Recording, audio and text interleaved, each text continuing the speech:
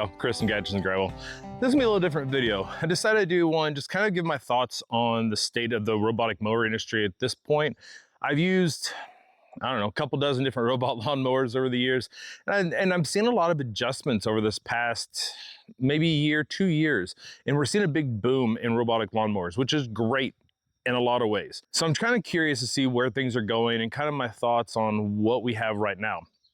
So if we look at robotic mowers, the nice thing is they remove a lot of work from our plate. Like that is kind of the goal of these things, robots and this advancements in technology, to kind of take some of the chores off our plate so we can focus on other things in our lives, whether that is hobby, our actual job, families, entertainment, whatever that may be, is kind of helping some of that out.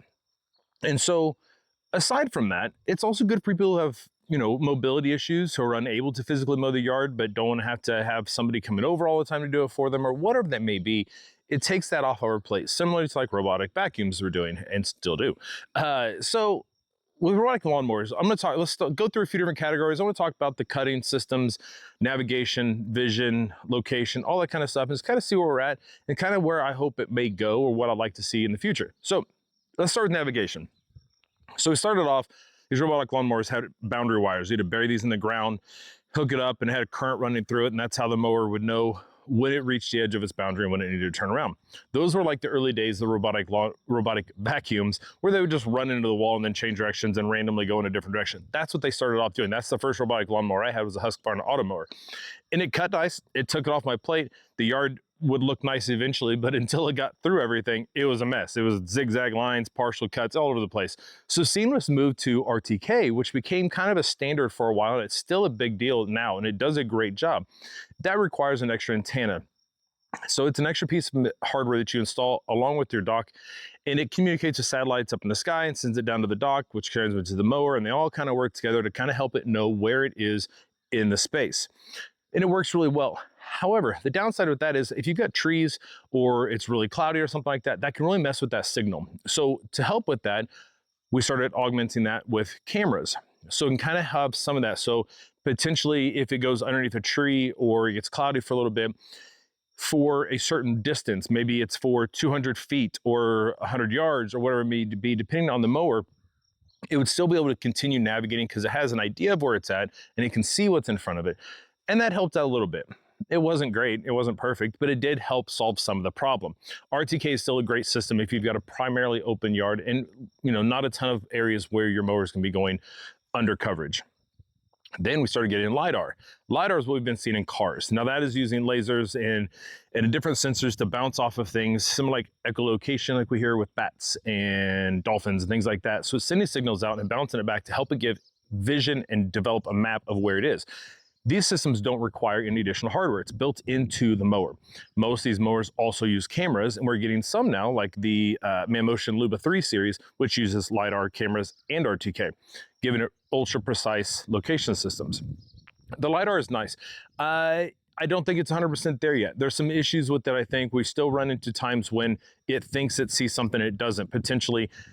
And it's just, I think it's going to be some tuning in the software. Different mowers are a little better at times than others, but I think getting that in there, because sometimes you'll have maybe a sprig of grass that comes up really tall and it sees that and it thinks it's something it can't mow over because its LiDAR and cameras kind of see that as a barrier or maybe a bush that it shouldn't go through. And so it can throw it off a little bit like that. And so I'd like to see that tuned up a little bit more. But we've also got some mowers like Eufy's E15 and E18 series, the Teramo V series, which use cameras. Only cameras. And these are nice. They're kind of cool, but they're only for certain situations. So if you have a yard that doesn't have defined boundaries, you don't have, you know, maybe it's a driveway or a sidewalk or pavers or a rock wall or something like that, those mowers aren't going to be very good for you because they need to see what's grass, what isn't grass, to develop a map. And so it kind of throws some of that in there. There's some things you can do. You can build a false wall. That's what I had to do with testing when I put some bikes in the way and a ladder to kind of make a wall so it wouldn't go across. So there's ways around it.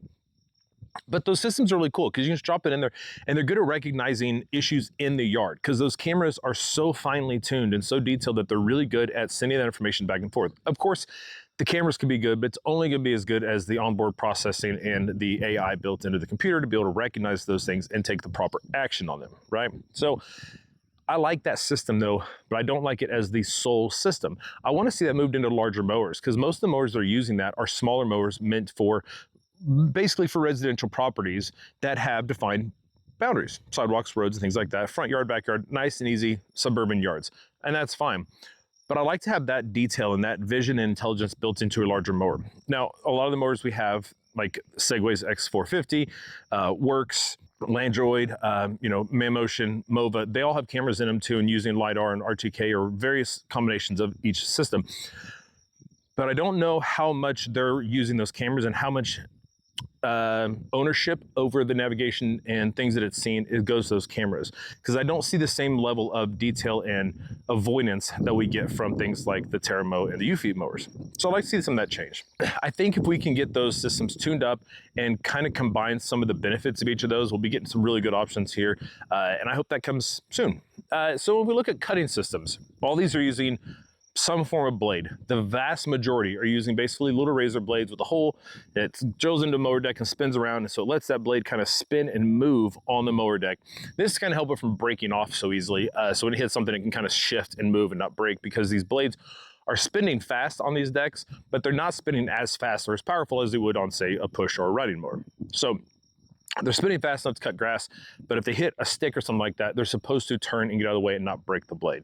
And for all the mowers I've used and been tested over the years, like I've got thousands of hours in testing robot lawnmowers, I don't think I've broke but maybe 1 or 2 blades over the years, and these are not going through manicured lawns by any means. So that's what we got. We do have a few mowers that are using real actual blades, not the little razor blades. So Limo has got a dual blade cutting system, 2 actual blades. They're not like a normal mower blade, but they're based off of that and similar. So they're not the little razor blades, and it cuts really nice. I'm in the process of reviewing that one, so make sure you hit that like, subscribe button if you want to catch that review when it comes out. So we've got mowers like that. You got things like Yarbo and its Pro mower, which has almost a riding or pushing lawnmower blade, just a little shorter. So it's got those, and those things do a really good job. Those are also going to be for more specific yards. You don't necessarily need something like that for your residential yard, because you're not dealing with anything potentially damaging or harsh in your property. Most of those lawns are typically going to be pretty well maintained anyways, have a consistent grass type and stuff like that, and these razor blades do great. Even if they're not specific, they still do a good job. But if you want to make sure you've got great cutting power, look for something like the Limo or Yarbo. You got to have a big yard for a Yarbo. We're talking like it's maintained, it's designed for up to 7 acres. Maybe the Yarbo M series, when it gets out here and finally gets into people's hands, we can see it with some real blades. But I like to see those things coming around. But one thing we're also starting to see is these mower decks underneath that are able to shift and move. So we've got electronic height adjustment. So whether you want to cut 3 inches or 1 inch or 4 or whatever it may be, you can adjust that within the app. But we're starting to see mowers that also have those decks that can slide over. And this is really cool, because this is going to help reduce the amount of trimming you're going to have to do with your string trimmers and things like that around the edges of your property or the edges of the mapping section. So by shifting over, it's going to cut more of that, because by design, these mowers are trying to be as safe as possible, because we're spinning razor blades down here, right? So this blade, if your deck is here, you've got probably a good 4 inches of empty space on either side of that mower deck that it just can't get to it. And it's to keep things from getting underneath it and causing damage. So when we get mowers that are able to shift that over specifically in areas that are allowed to be cut on the edge and it's going to be safe, we can do that. We're also seeing things like the Ecovacs LiDAR GOAT A3000 LiDAR Pro, which has an integrated string trimmer in the mower that sits off to the side. And when that thing goes, it is literally a string trimmer that you walk around with, your good old-fashioned weed eater out there. It's essentially the same thing, and it robotically drops down, goes around, trims everything out. It's kind of nice.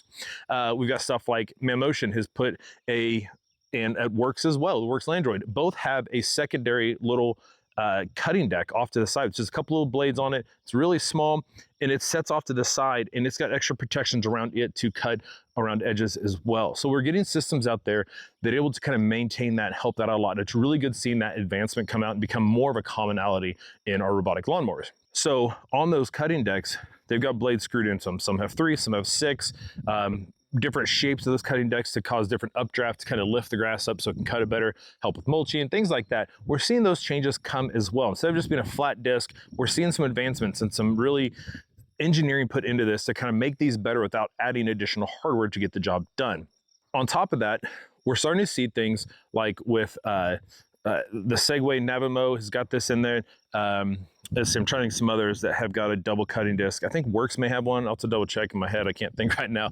But they've got two cutting decks in one. So essentially you got your main disc that has the blades sitting towards the grass, and on top of there's another disc with blades on it that are staggered. So you got one blade here, your next blade is going to be offset over to the side here. So they're, when one is here, the other one is here. And so we're going to cut more grass more efficiently. It also helps with mulching and make your smaller clippings even more so than they do in the first place, because these mowers aren't going to be going through and cutting down 6 inches of grass and knocking that down to 2 inches. That's not what you want to do. These aren't designed to do that.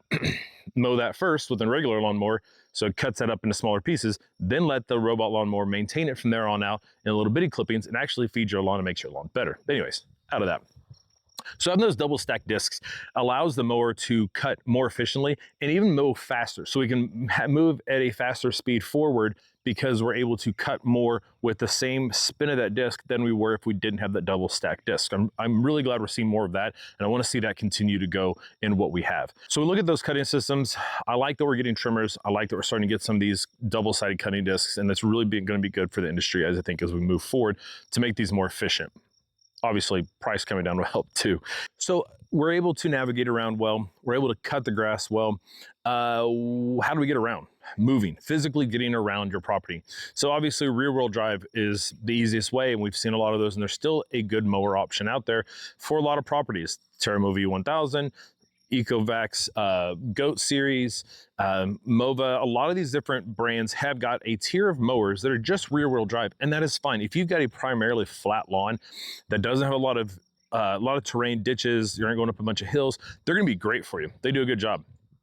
But we're also starting to get a lot more mowers that are all-wheel drive, and these are going to be better for situations where you do have those more difficult lawn shapes or sizes or terrains or whatever. Those help with a lot of that situations. With things like that, we've got a bunch of different options of how these things navigate, because if you have the wheels and they're all powered to move forward and backwards, you know, to turn, you're going to spin the wheels in opposite directions to turn the machine. That can tear up your grass. So we've seen some mowers like ManMotion, Mova's got it as well, where you've got a double set of wheels on the front side where the wheel spins forward, but then it's also got a set of wheels that have wheels on the outside that turn. So when it spins, the wheel's turning in opposite directions, but also as it turns, it's turning to help not tear your grass up as much. So it's really cool seeing these types of engineering solutions into this. But what's really come around is this year I've seen a lot more mowers that have got not just self-driving so they can move forward and backwards, but a self-articulating wheels where they're electronically turn themselves. So they can turn in opposite directions and physically turn sideways. And this is really neat. I like how it makes these machines significantly more nimble and able to get around tight areas without tearing up the grass. Some of these are larger mowers, like the Navimo X450 from Segway is a big lawnmower, and being able to turn those wheels and move that thing in a tight space, it's really nice to see. I do have some concerns long term. You know, that's just that many more moving parts. Sticks getting caught in those gaps. We're gonna have to see some really smart engineering so those gaps are wide enough that a stick can get in and fall out easily, and not such a tight area that sticks can get blocked on those wheels. So we're starting to see some of that stuff. We'll see how those things play out over the long term, because I'm just now getting those mowers this year. So like Works, Segways, Roborock's upcoming all-wheel drive mower is going to have that as well. So be curious to see how those play out long-term with those sort of operating systems for driving around.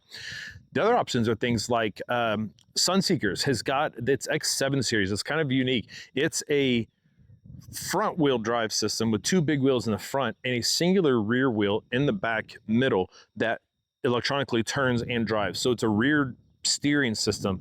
So it's really interesting seeing that thing drive around. So I've got a review for that coming here real soon. So make sure you check that one out.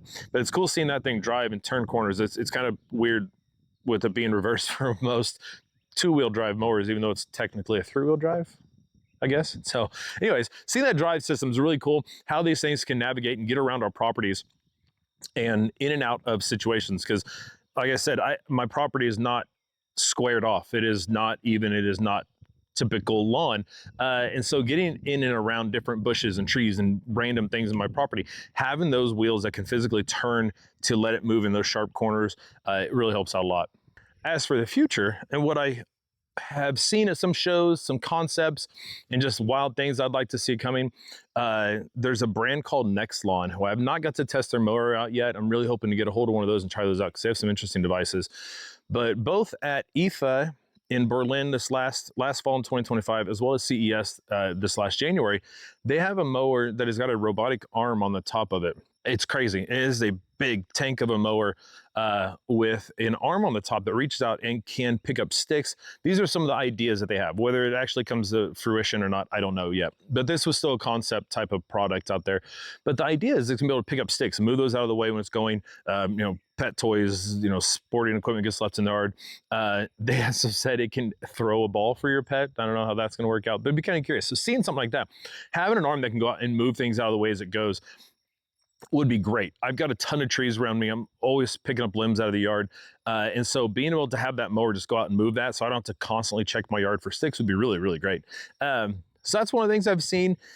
Obviously some new types of drive systems as well as cutting discs. Like I said, I'd like to see those continue to move forward and progress. What I'd like to see is some of these systems have better object recognition. They're trying to recognize things like trees and stuff in the yard, and some are getting really good at recognizing problem areas and suggesting that maybe you should make this a no-go zone. I've largely stopped making no-go zones at all. The mowers have gotten smart enough now that they can see an area that is taller grass, whether it's a flower bush or a tree, a sapling, you're trying to grow a new tree or something like that, and avoid it. They've gotten really good at that. I don't draw many no-go zones at all. It's really nice to be able to just the main area and let it go and figure it out on its own. However, there are times when it thinks it's seeing things, whether that is an animal. I've had tell me it's a person when it's a mailbox. So I'd like to see that get a little bit better and be able to report that stuff back. Some of these systems will tell you what it is. When you tap on it, it'll say, sorry, image not available. Well, if you're going to tell me that there's a problem and say that it's a hedgehog in my yard in the middle of Kansas, I don't see many of those out here. I want to know what it is. Show me that picture. So I want to see that get better. Those systems need to get better to help us stay in touch with what's going on with these robotic lawnmowers. They're out there spinning blades around in our yard. I want to make sure that if it's not going to cut something, I want to know why so that I can take care of it myself. Or, we need to maybe make that a no-go zone, or maybe I need to get cameras out here to track the hedgehogs that are showing up in my yard. I don't know. So we got a little different things coming on here. I'm really excited to see where robotic lawnmowers are coming. I haven't had to start a gas-powered lawnmower. This will be 2 years. I haven't even started my lawnmower, which is a problem. But it's not a problem because I don't have to mow, and it saves me a ton of time. I'm cutting around 5 acres of property, and I don't have to do any of it. It saves me a lot of time, allows me more time to make videos, more time with my family, to get other projects done, to work on my property. So it's really nice. If you have any questions about robotic lawnmowers, if you've got things that you're interested in seeing, what do you want to see come to these things? What do you want to see them stop doing? Drop the comments down below. I'd love to have a conversation with you guys, see what's coming up. If you have any questions, drop them down below. Happy to help you out. Anyways, thanks for sticking around. Look forward to seeing the next one.